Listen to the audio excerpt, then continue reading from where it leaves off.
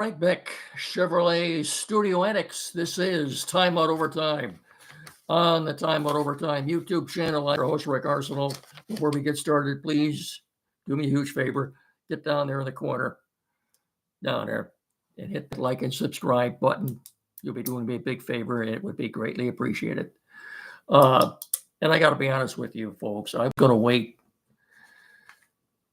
and do this show after the Tiger game tonight. But I've had about enough. What was the fourth inning, fifth inning? They were down 8-0. The first time this year that Casey Mize has had a bad outing. He got cut around really good tonight early. He was not effective. So after tonight, the Tigers will get the Tigers out of the way first. After tonight, they will be 23-25. Solidly entrenched in fourth place in the American League Central Division, 8.5 games behind Cleveland. And again, if you have Comcast and you're paying an extra $20 a month for the Bally app to see these games, you've got my sympathy. That's all I can say about that. That's all we're going to say about the Tigers tonight. We got more pleasant things that get you caught up on what's going on in the NBA and NHL finals. Tigers, yeah, they're done. Lions started organized team activities today in Allen Park. We'll focus on that, and we're going to end the show. Pro Football Focus came out yesterday. Yesterday was Monday. Yeah, they came out yesterday. With a list of the top 25 players in the NFL, 25 years of age or younger. And it's good news for the Lions. Very good news. More specifically, Brad Holmes. Get to that momentarily. But first, Time Out Overtime is sponsored in part by Frank Beck Chevrolet on M99 between Hillsdale and Jonesville. If it's time for a new to you vehicle, let the sales professionals at Beck's help you choose the right vehicle, new or pre-owned. Beck's has the top selection in the tri-state area with over 200 vehicles in stock. Stop by and see for yourself.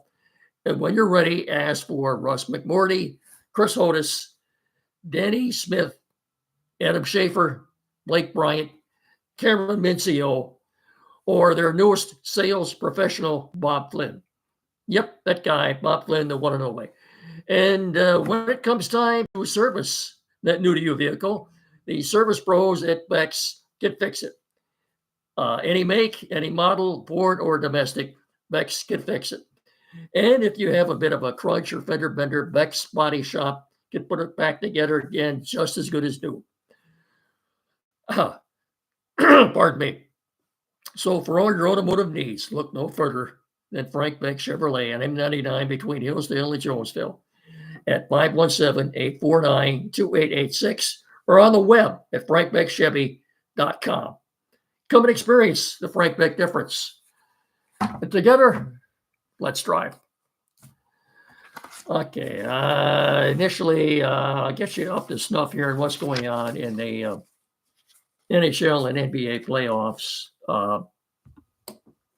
Last night in Vancouver, Game 7 between the Canucks and the Oilers. I was kind of rooting for the Canucks because they've never in the history of their franchise, the Canucks have never been in the Stanley Cup Finals. So I'm kind of pulling for them, but they got behind 3-0, made it close to 3-2, but the Oilers did win, closed them out. So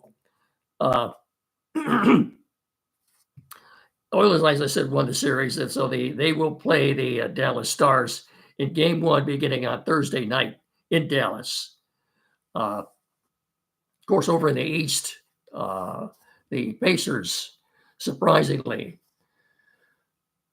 shockingly to me,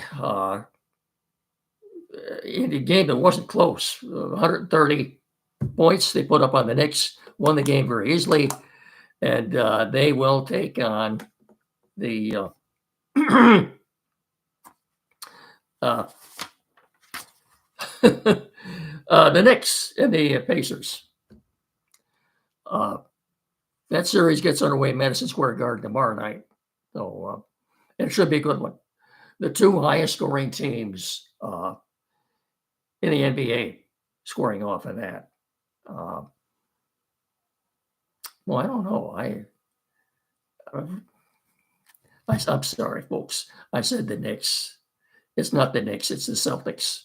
I scratched something off here on the paper and have read the wrong thing, but it is the Celtics and the Pacers tomorrow night in Madison Square Garden. When I mentioned it's the two highest scoring teams, it dawned on me it can't be the Knicks. It's been a long, hot day for me. You'll have to excuse me. Anyway, in the we got everything caught up here. T-Wolves and the Mavs going tomorrow night in Dallas. And that should be a good one. I like the T-Wolves in that. I really do. And I think I've got you up to snuff on everything. See, Pacers, Celtics. Actually, that's tonight. I misspoke. I wrote something down here in my notes and ended up crossing it out. And I crossed out the wrong subject. So just to review, tonight it's the Pacers in Boston in game 1 of the Eastern Finals. I apologize for that. We got you caught up on everything now. Hockey, as we said, that's the Oilers and the Stars in Dallas tomorrow night. And of course, the Eastern Finals that's the Rangers and the Panthers. I'm picking the Panthers in that too. When is that? Is that tonight? No, that's tomorrow night. Okay, all right. Sorry about that. It's been a long, hot day for me. Maybe I should take a swig of water at this point. Pardon me.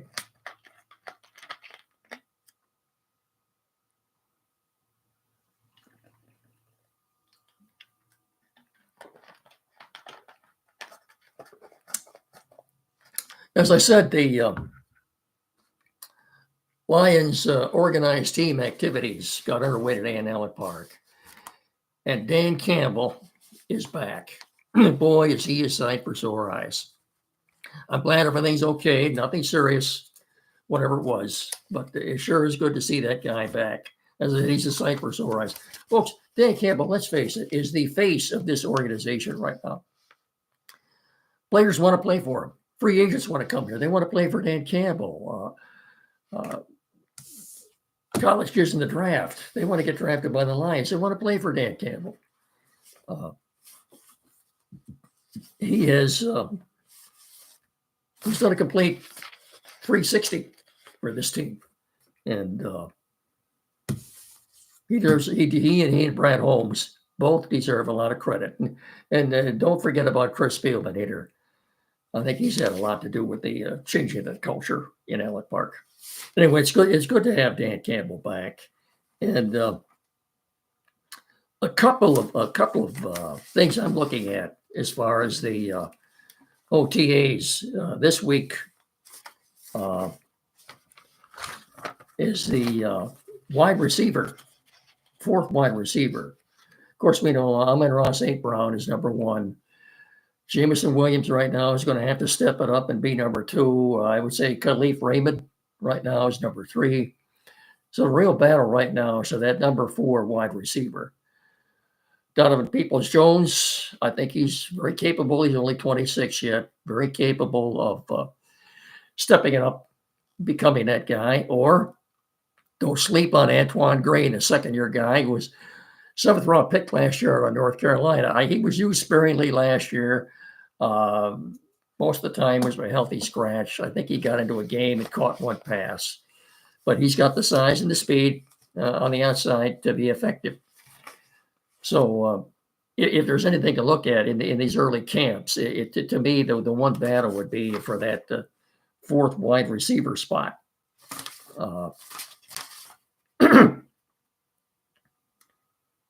Also, too, at defensive tackle, I'm looking at. Of course, we all know that DJ Reader and Lee McNeil are the starters. They'll get the bulk of the action.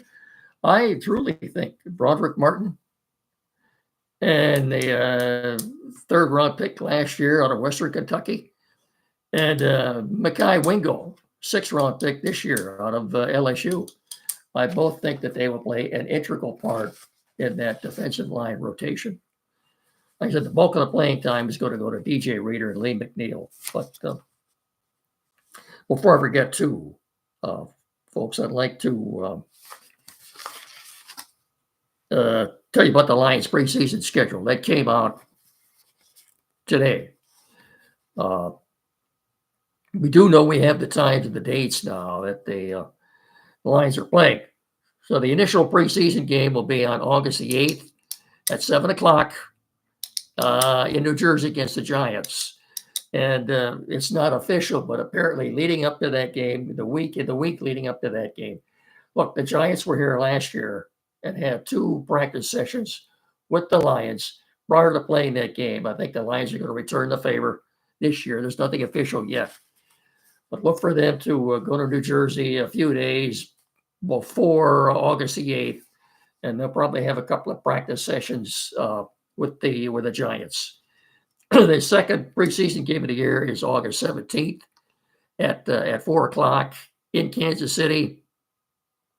Possible, too, that the Lions could also have before they could go to Kansas City a few days early and get in a couple of joint practice sessions with the Chiefs, too.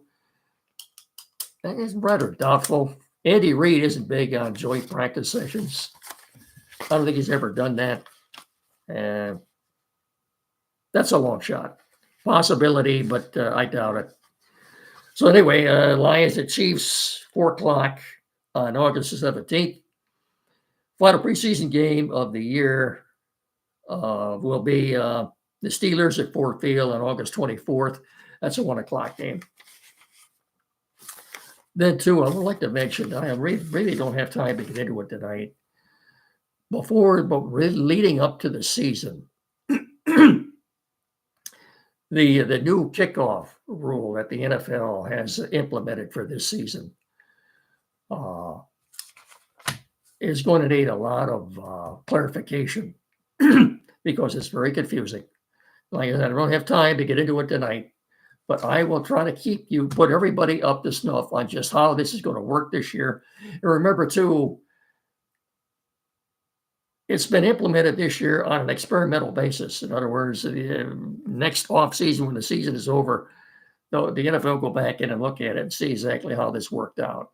The incentive behind this is to avoid serious head injuries and also get rid of the ceremonial kickoff. And let's face it, pretty much that's what it was. Ball goes out of the end zone, you get the ball to the 25-yard line. You wonder why would they even bother kicking off? If they want to save time, don't even kick off. Just put the ball at the 25-yard line and have at it from there. Well, anyway, like I said, before the season starts, I will try to explain to you and clarify as best I can exactly how this is going to work. I will do my best. I always do. So we've got through the Lions schedule this summer leading up to training camp. So we've got another practice session tomorrow and Thursday. Their initial OTAs. They've got another one this month on the 29th through the 31st.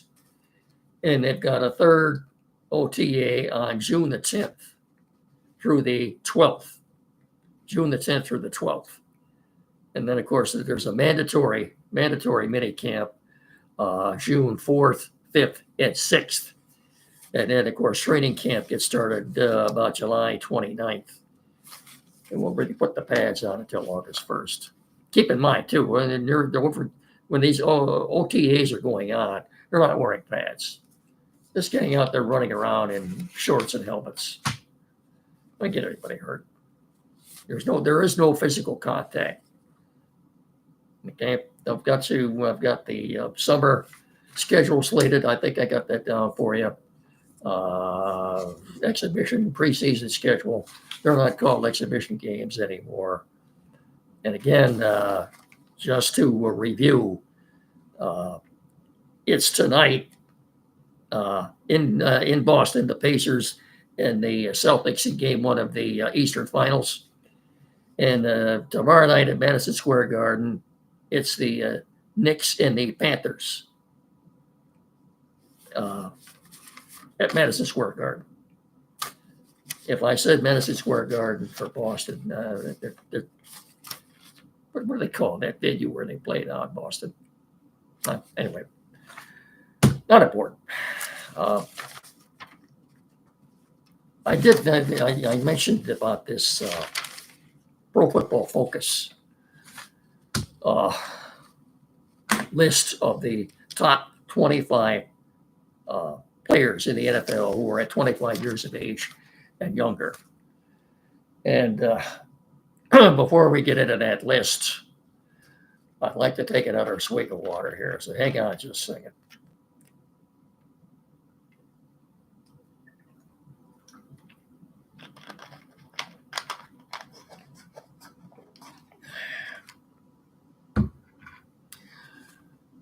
Yeah, it's much too hot for this time of year, isn't it?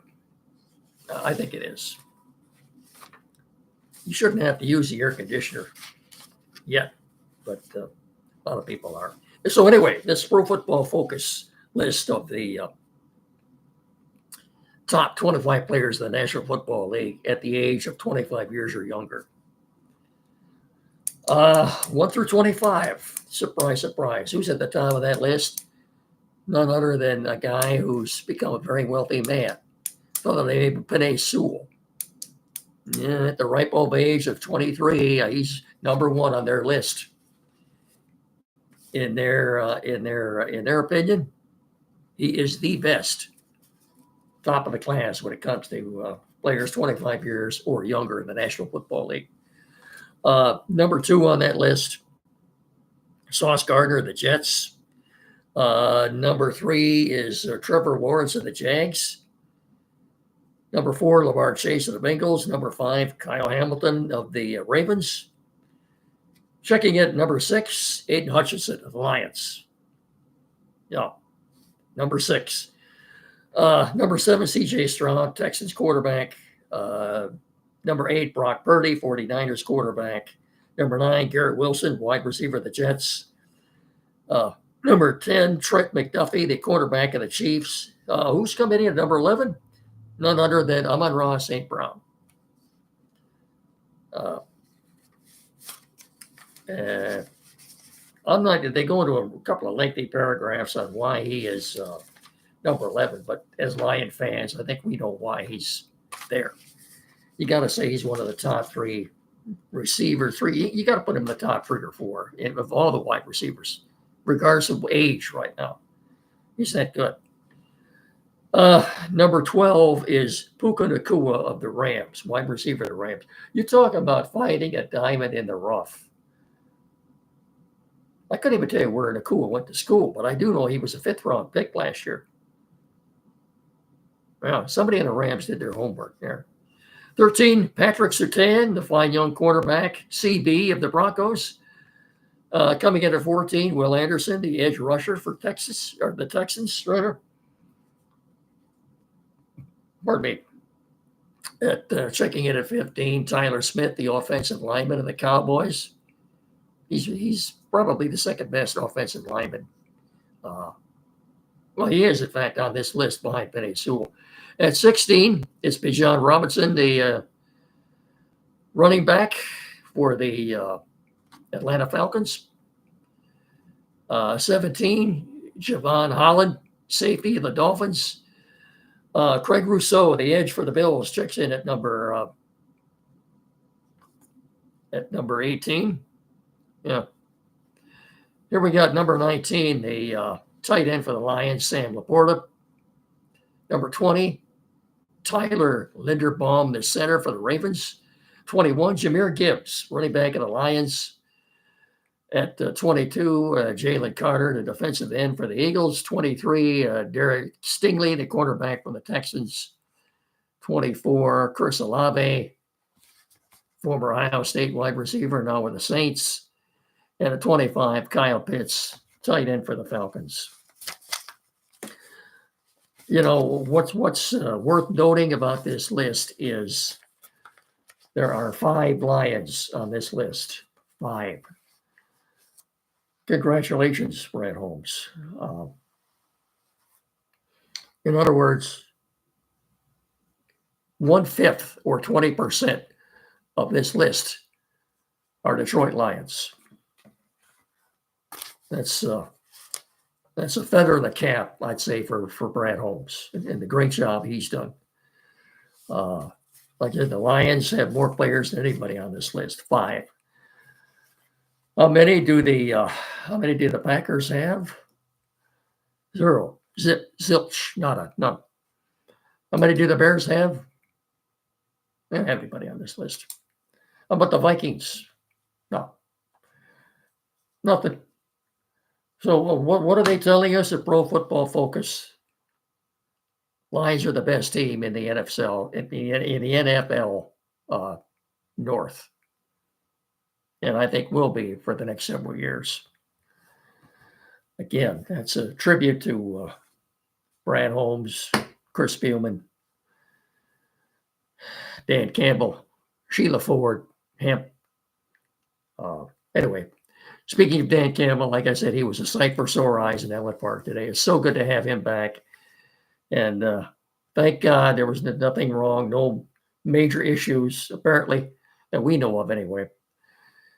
And that's all good news. So, we covered everything tonight. I think we have. Again, you may be, if you're a glutton for punishment, you're still watching the Tiger game yet tonight. I'm sorry about that. You've got my sympathy. I think that's it. I think we've covered everything.